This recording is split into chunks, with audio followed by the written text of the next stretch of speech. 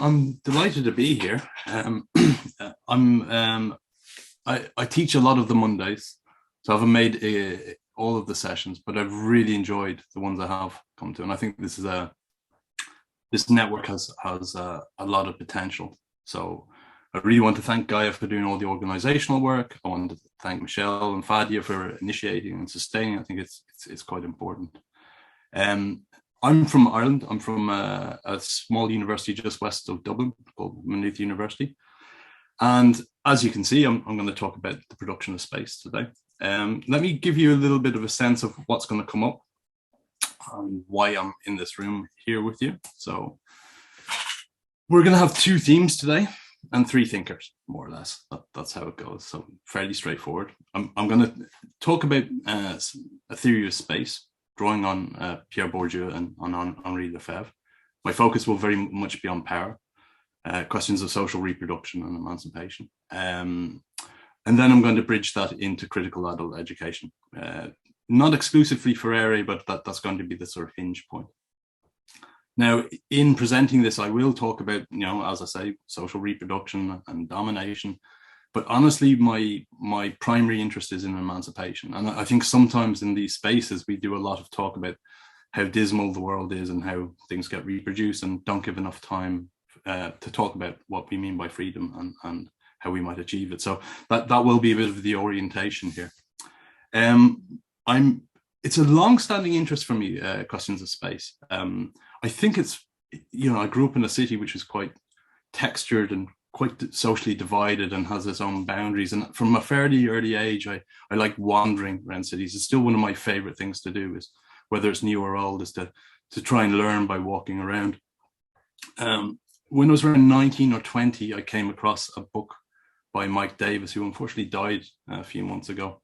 It's a really brilliant book called City of Courts about Los Angeles. And that was one of these books that really made me understand that you could think about space a bit more systematically. He moves between film noir and street furniture and architecture and politics and culture. And it was one of those things that opened a window in my mind, I think. I come from an adult education practitioner background, and I think it's sort of almost like the good sense of the field is to sort of say, well, who's this group I'm working with, and how does it relate to their particular community, and trying to move back and forth. What is a good learning space? So I think those questions are very organic to adult education practice. So once I became an academic, it was sort of automatic for me to start saying, well, how do the spaces we're creating in higher education and formal adult education serve people or not? So I've done a fair amount of research on student experience with a spatial focus. From around, like a lot of places, adult education has been reshaped in a really fundamental way in recent decades. In Ireland, that happened quite rapidly after the financial crisis in 2008. But in around 2013, there was a lot of policy-driven changes in adult education. So I've become very interested in a research way in what is the field of adult education and how is it being reconfigured. And that's also behind what I'm going to say today. I'm not going to go into those particular pieces of research directly, but that's what's underpinning it. I think it's important to say, a lot of our thinking is done with the people we work with, and sometimes they don't get named in presentations. And so there's three students I want to pick out that I've been working with over the years who've really, stretched me a bit and helped me think about that. And it's Lisa Kilbride, who's doing this extraordinary sort of work in the North Inner City at the moment, Justina Ataman and Hilary Marta. And they're people I want to sort of acknowledge in this space as contributors to thinking about space. And any mistakes are obviously my own, but it's part of that culture. Now, I'm approaching this webinar and this network very much not in sort of trying to trump time, say, you're talking about time, I'm now going to talk about space. I think where we're working towards is an integrated theory, hopefully. And I'm saying that because I'm so tired of the habits of the neoliberal university, the sort of grandiosity, the competition, the trying to sort of mark yourself out. I really want this to be a collective space where over time we come together and collectively work at these things. So even though I'm foregrounding space today, it is with the idea of sort of trying to work out how space-time works. Okay, that's the introduction. That's where I'm coming from. It'll be very straightforward. I'm going to be going into quite a lot of concepts and detail in a second, but I think it would be nice. Like, I don't know how you experience webinars and Zoom, but sometimes it can be hard to arrive.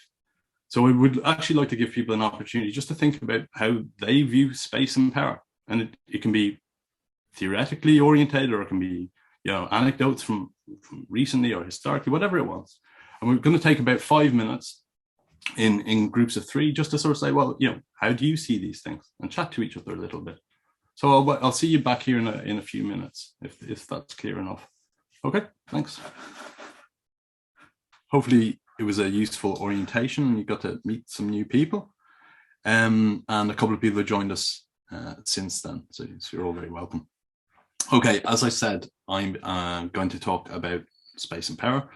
And to begin that, I want to talk about two thinkers, and that's Pierre Bourdieu and Henri Lefebvre. Okay, before I get to critical adult education. Okay, why is that? So, to begin, I mean, I assume many people are familiar with Pierre Bourdieu.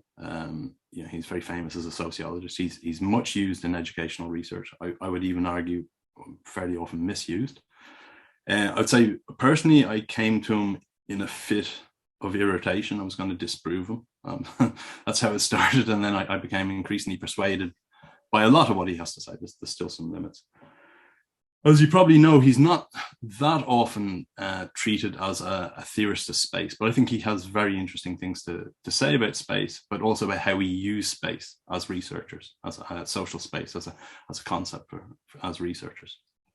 And I want to highlight sort of four things that he says in general about social space, and then refine that a bit. So Bourdieu's not in any sense a postmodernist. He uses social space to articulate what he sees as the necessary scope of critical sociology, and that is to actually try and explain social relations with acuity and depth. He keeps arguing, and he uses the term social space to make that argument. We need to think very broadly and very deeply about power. His particular way of articulating social space is about a relational conception of space.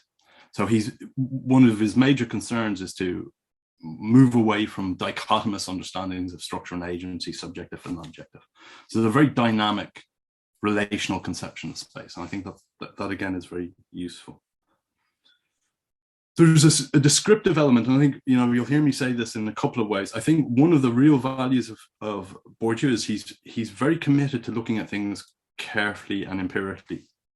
And he uses that sort of conception of social space to go a bit deep and say, well, how are people socialized? What happens? You know, how does your little portion of social space become part of you? And that's a key argument of his. And many people will come across the concept of habitus, which is this idea that you begin to internalize, in some sense, a sense of the world from your particular position in social space. And that's at a very deep level, and it's through time and in space, and it's important to say that. So that's the conception of habitus. He's a power theorist, though, and he's not interested in simply mapping for the sake of mapping. He's interested in how a particular segment of social space is marked out, carved out by access or non-access to various types of powers. And he that's how he links capitals to habitus. I mean, when he means capitals, he means economic, social, cultural, and symbolic capitals. He's particularly good at treating culture as a space of competition and reproduction and reimposition of power. And one of the really important things he says is that early experience in social space becomes very, very powerfully internalized, and not just simply in terms of the level of ideas. It's mental schemata, it's dispositions, it's also the body. I think that's a very crucial idea, is that he puts the body at the heart of discussions of social space and power. In a way, the body is marked out by maps of social space in general. There's a sort of relationship, not quite homology, but a clear relationship. And he says because of that deep socialization through power, type of pedagogy of power, it's not a term we would use, but the type of pedagogy of power, domination works at a very, very deep level. And inequalities become naturalized. He talks about, becoming used to your position in social space, so making a choice of the necessary. And interestingly, he says, to overcome that, that means we have to go through a very profound course of counter training.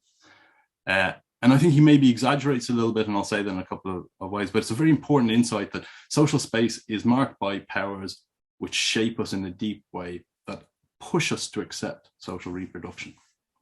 Okay. From mid to late career, he increasingly gave focus to the idea of field. And that's the idea that social space isn't unitary, it's divided into various fields. And each field has its own conception of what a good practice is and the values that might associate with that. And that each field is also made through symbolic struggle, through political struggle, and changes over time. I think that's a very useful insight. And what he's inviting you to do, and he does this really well in various places, but his book on Flaubert and the creation of the literary field, I think really stands out here, is that what happens is, in marking out the boundaries of a particular field from social space, it mediates social power more generally. It doesn't get rid of it, but it re-articulates it. And what that then opens up a question, which I think is really useful for educators to think about, is the level of autonomy within a given specific field. He also encourages us to say, well, if fields have such a powerful effect on how we see ourselves and how we interact, well, then we have to be very reflexive about the field we're working from in studying a particular field. And I think that emphasis on reflexivity and careful empirical investigation, I think, is incredibly useful in thinking about a critical theory of social space. There are real problems with Bourdieu, though. A lot of this stuff is said fairly commonly. I've alluded to the first issue already, is that I think he underplays people's capacity to remake their own circumstances somewhat. He's not the schematic structuralist theorist that some people make him out, but he's definitely pessimistic about that. I think too pessimistic.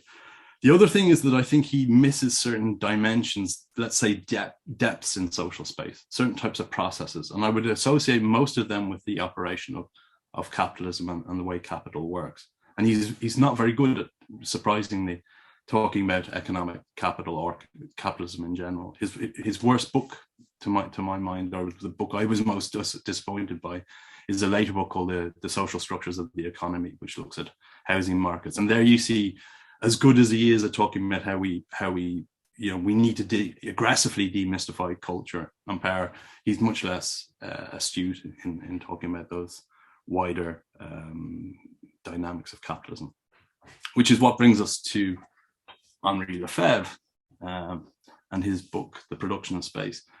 Now, Henri Lefebvre is a bit older than Bourdieu, but they were working in the same period for a long time.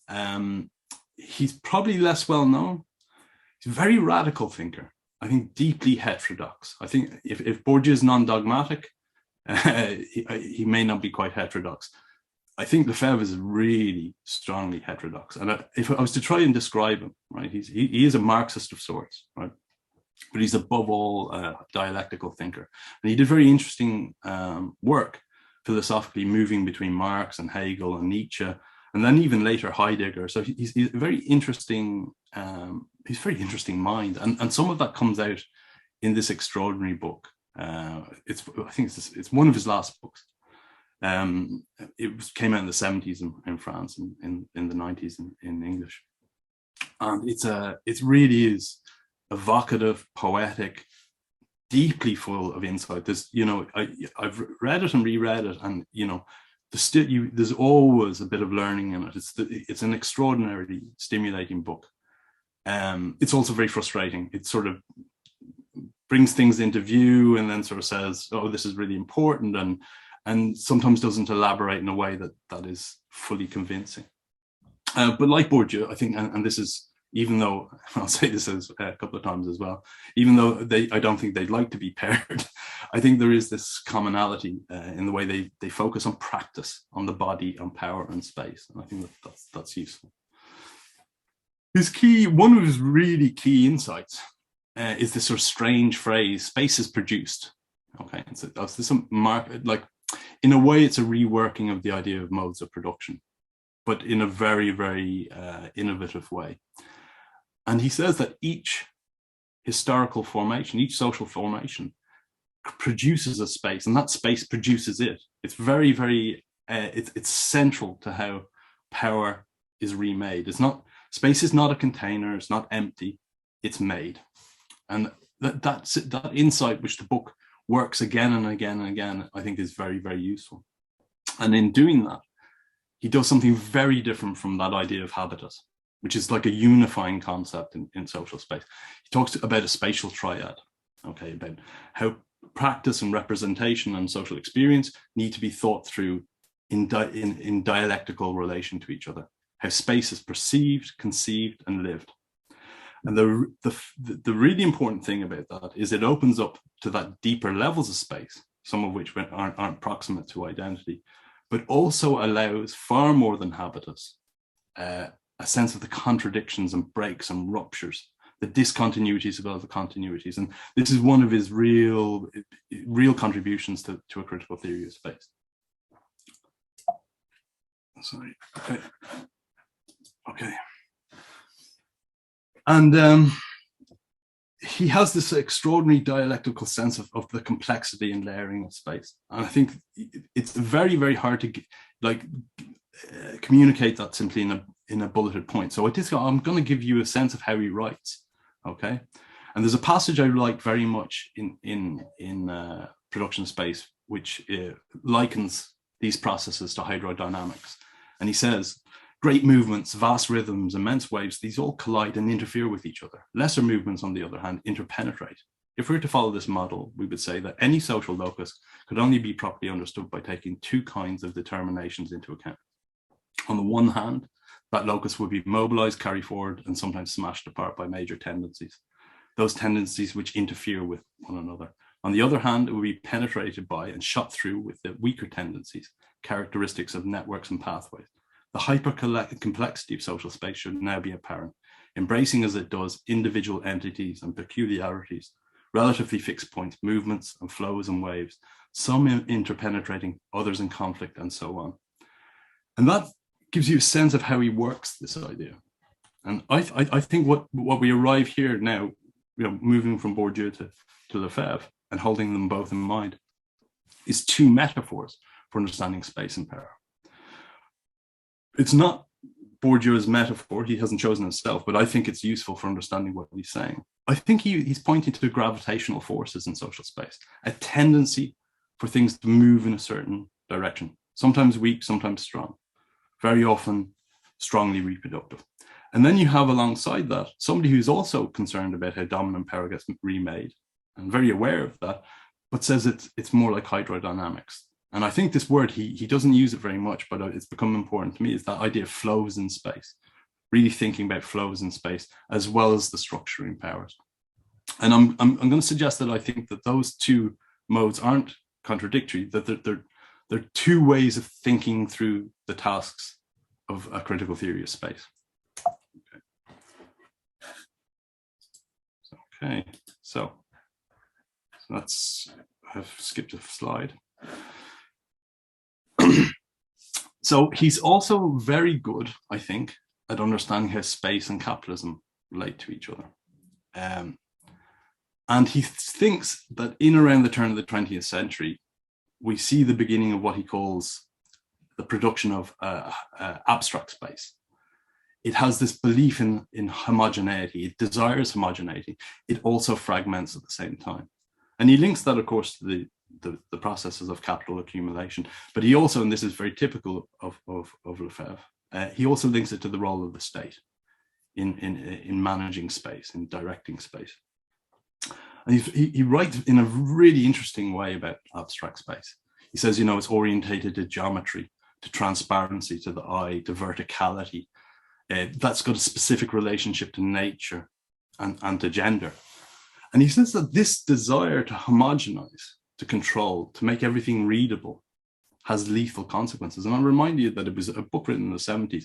It's very, very prescient about how urban space and spaces across the globe, right, linked to capital accumulation, linked to transparency, could have really terrible consequences.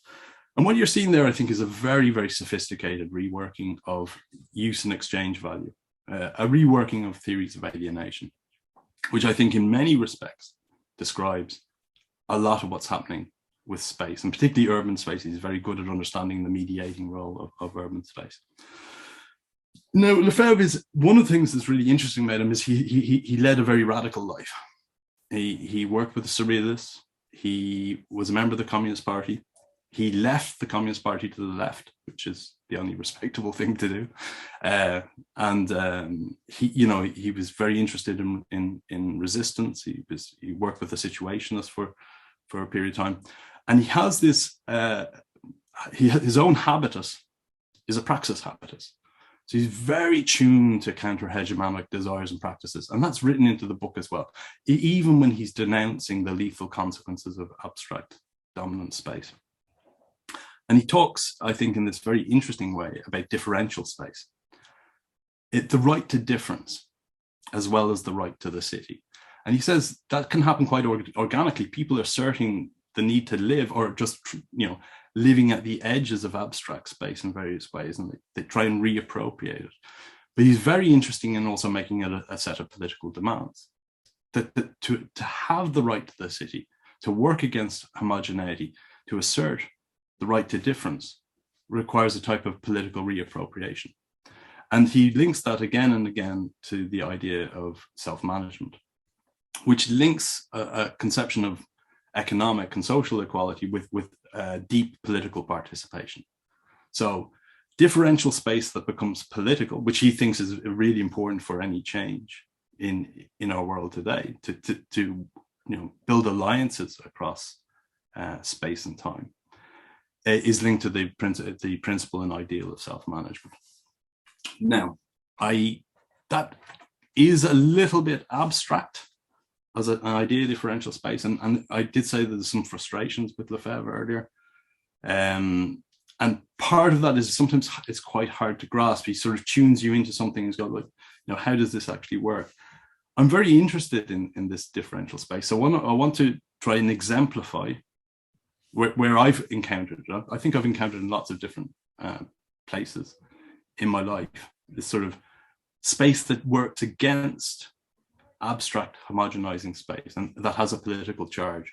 And a couple of months ago, I was in Rome, and I was in an area called Pineto Prenestino.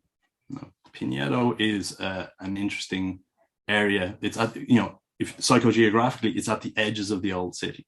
Okay, and it's outside the gates, and it was sort of it has no papal grandeur. It has no bourgeois grandeur. It isn't even particularly grid-like. So it has this own spatial qualities, and it was quite proletarian, even what people used to call sub-proletarian at one point.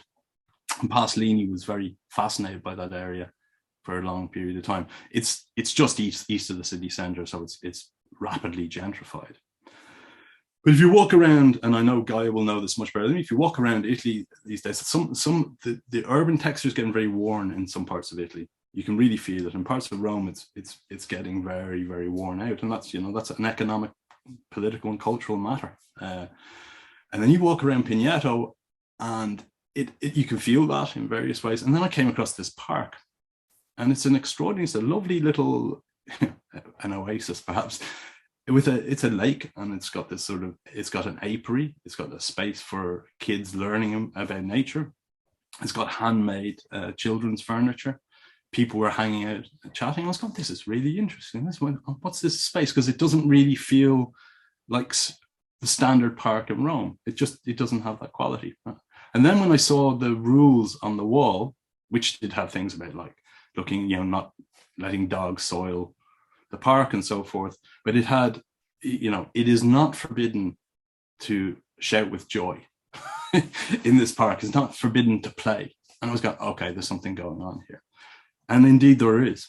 It's a more or less self-managed space in the middle of Pineto. And here's a photograph of what's at the far end of the lake. And that's quite a strange structure. What that is a failed attempt to build a supermarket on this site. It's an ex-factory which was shut down in the 50s, was left derelict, and a developer in the 90s blew into the aquifer and flooded the area, okay? And people started turning it into a space for interaction, and then started, okay, doing educational work around it. And there's a social center at the edge of it, and they were very central to doing this.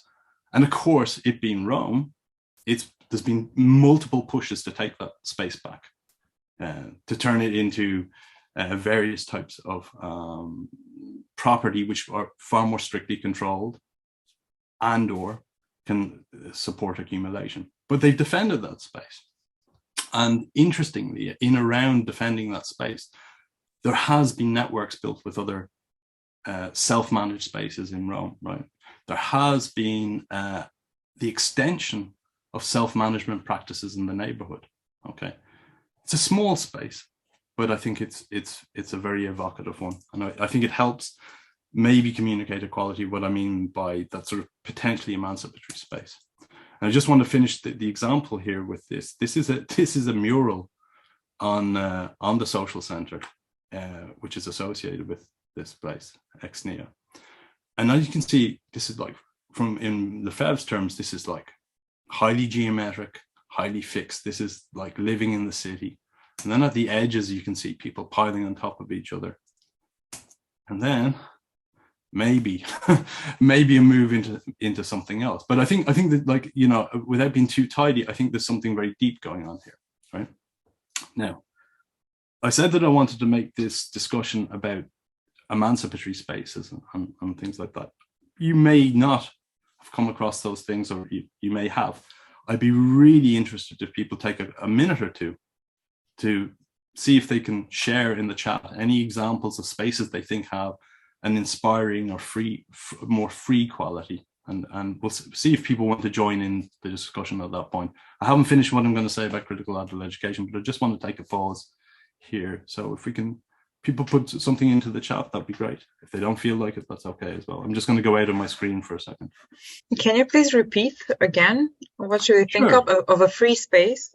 Yeah, it's space that I really want to take this. I said we spend so much time talking about social reproduction. Examples of where you've come across space that, and it can be quite temporary or it can be more permanent. A space which you think has the quality, you know, is potentially emancipatory or partially emancipatory. And I just want to see if there's any examples. If there's not, that's fine. We can, you know, but I do want to invite that reflection, because if there's no experiences of free spaces, then we are certainly in trouble.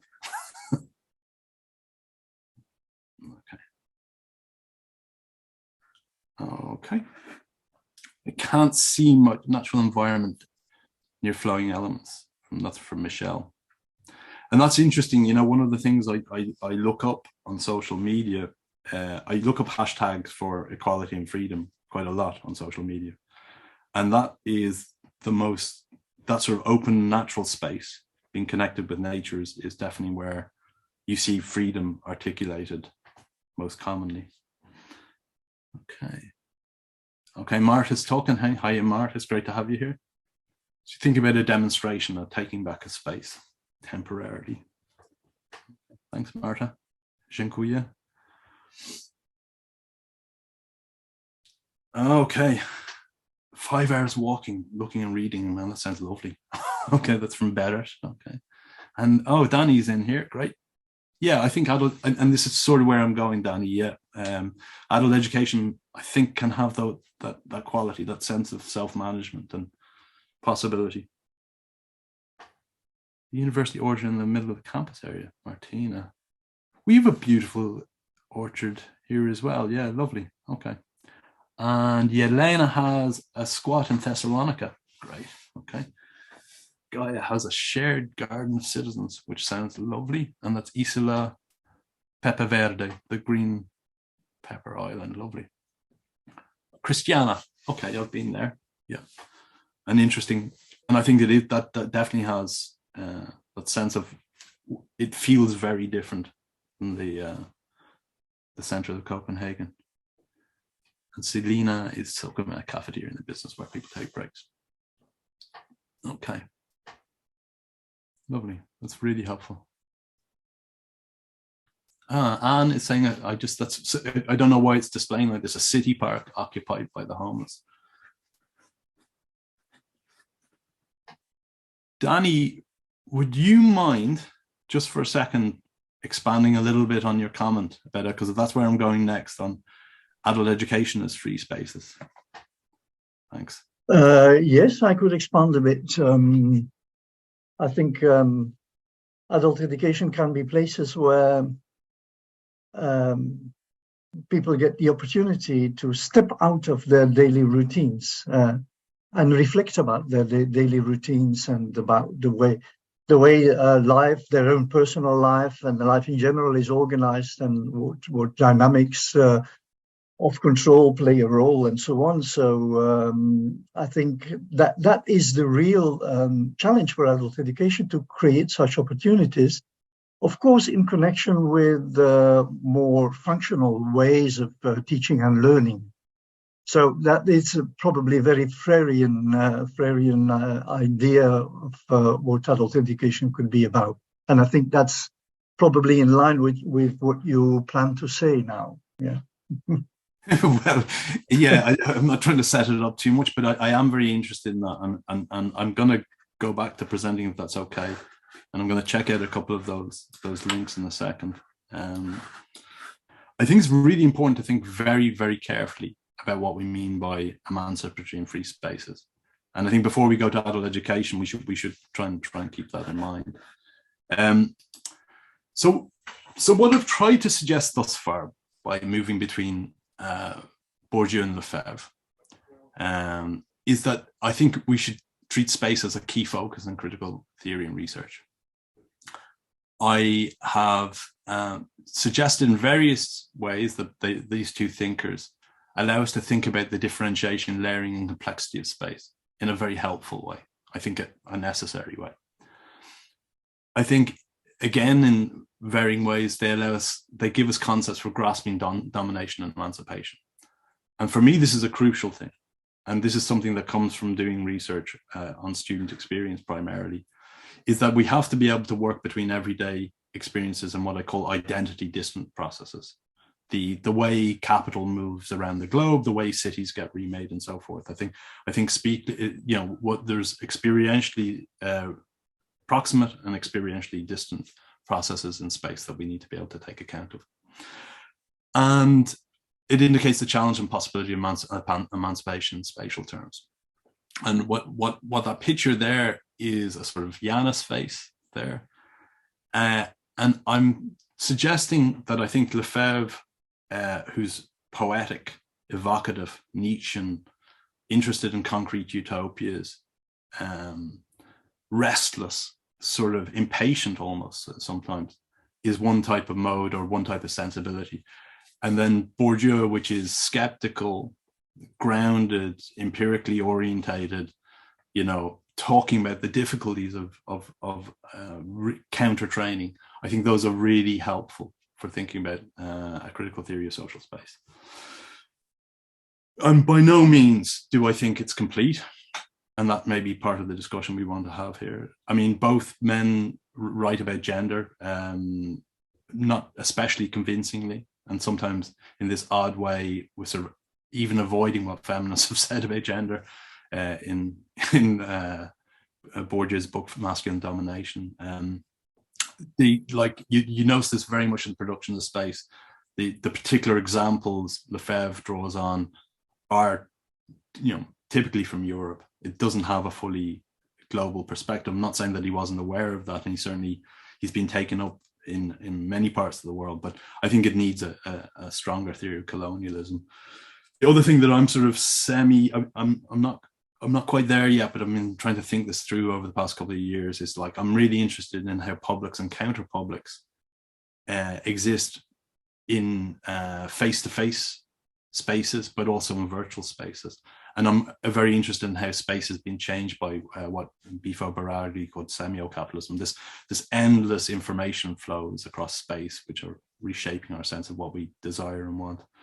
So, but I think there's real value in both these thinkers, despite those limitations. So that's this part. I want to now move to what Danny was speaking about, really, and say that like when you take this perspective and say, I'm interested in space, I think we need to understand the dynamics of space. I think we need to understand reproduction and resistance of space. And then you turn to adult education. What do you find? And I'm speaking very generally. I'm not quite going to Freirean yet. I think you see a very rich seam of work on space and place.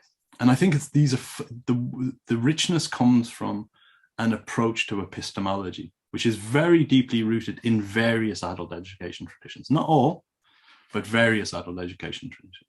I think there's a discernment that there's a value in local knowledge in communities of various sorts, whether that's practice or locality or affinity. There's a sense that the community can be this very generative laboratory for thinking about what's important in the world. So to coin a phrase which comes from a slightly different set of discussions, I think within adult education, varying traditions, there's an idea that you dig where you stand. You know, you find out what's going on locally and work from that.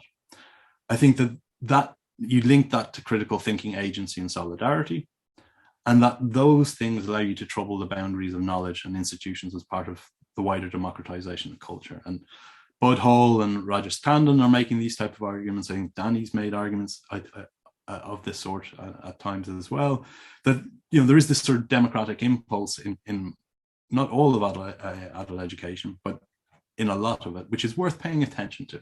And I think it sits well with some of the things that I'm trying to work towards in the earlier discussion. And I think like some of the proof of this is that if you look at how adult education has been powerful in its own right and to other areas of human activity, that's very this approach to epistemology in communities is very strong. E.P. Thompson, who's up the top, there's the long-haired gentleman at the top, wrote The Making of the English Working Class. You know, that book I don't think would have existed without traveling around to the Workers' Educational Association of an evening and writing up these things and thinking things through on a local level and testing ideas out. And History from Below, I don't think would have come into being without adult education. I think versions of cultural studies also have the same origin and genesis.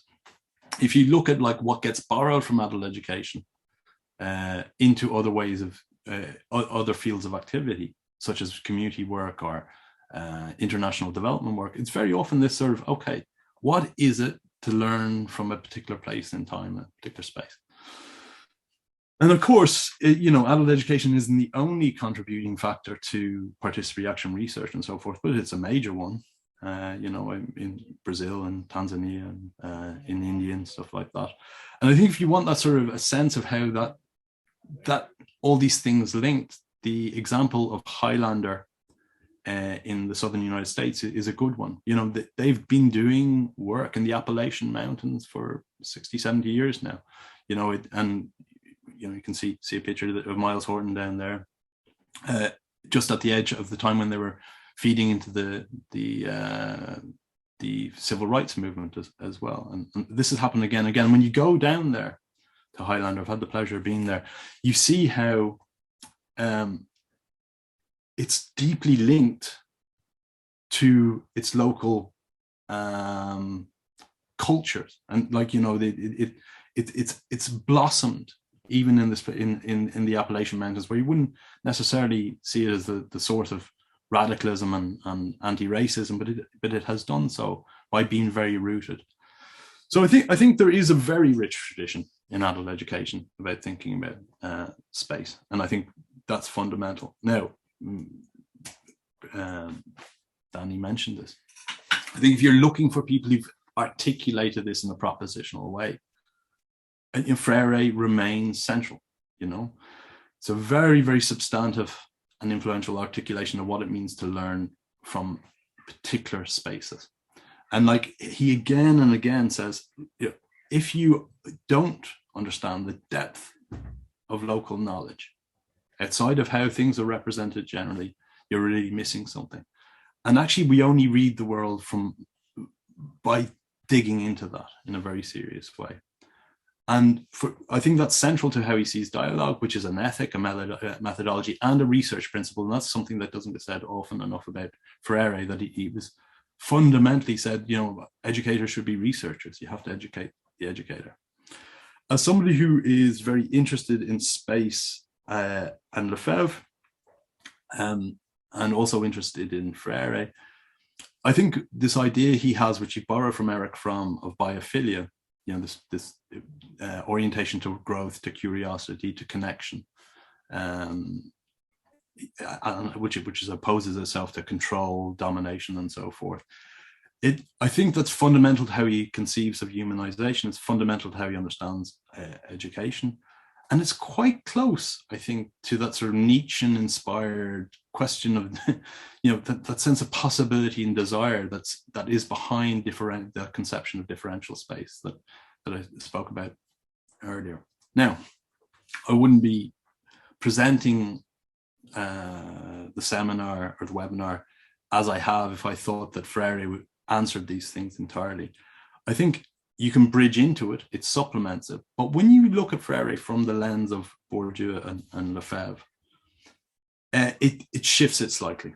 And I think there's three things that are particularly important, and maybe we want to discuss them. First, I think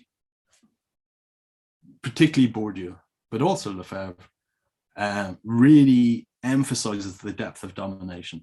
Now, Freire marks that, but doesn't talk about how difficult it is to overcome that often. There's a sort of breaching of domination rather and overcoming of it. And I think it's very useful to bear that in mind. I think he also tends to underestimate the complexities of how social reproduction works on different levels. Again, that sort of layered systemic conception of social space, I think, is very helpful. Probably most important for the discussions that we might be having over time in this network is that I think,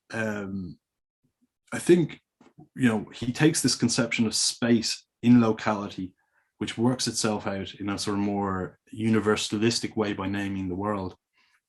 And in a way, it's a transformation from space into time. You know, you breach history by tapping into local knowledge. I think that's not quite right. I think you have to move from space-time to space-time. I think it's like, how do we remake spaces and the time that we're in, as well as remaking history? Now, there are people who are working with Freire who, you know, already do that. And particularly, I mentioned Rebecca Tarlow down there, who's a very good book on the landless movement in Brazil, shows how some of these ideas have been built upon into a type of time-space conception. But nonetheless, I think it's worth deepening and strengthening this idea of emancipatory space-time. And I think that obviously has implications for theorizing, implications for research, implications for scholar activism and for teaching. And I think there are people, you know, I really don't want to get into this sort of habit of sort of presenting, you know, what my particular perspective has somehow novel. There's lots of people doing good work on counter-cartography, on things like you see Darlene Clover there in the bottom left-hand corner, you know, who does this, who's been working on a community basis for many, many years and has been doing very interesting work on hacking museums. But she has a very strong spatial element to her work, which has at its roots a Freirean and feminist perspective.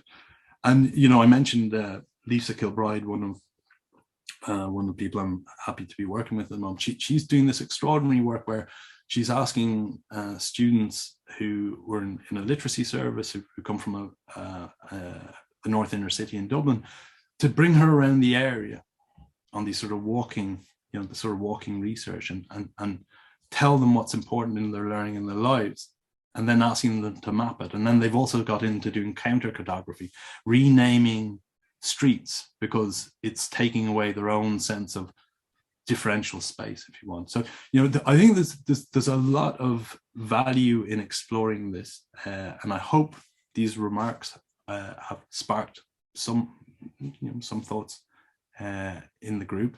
And I think what we decided, as long as there's enough time, I think there is,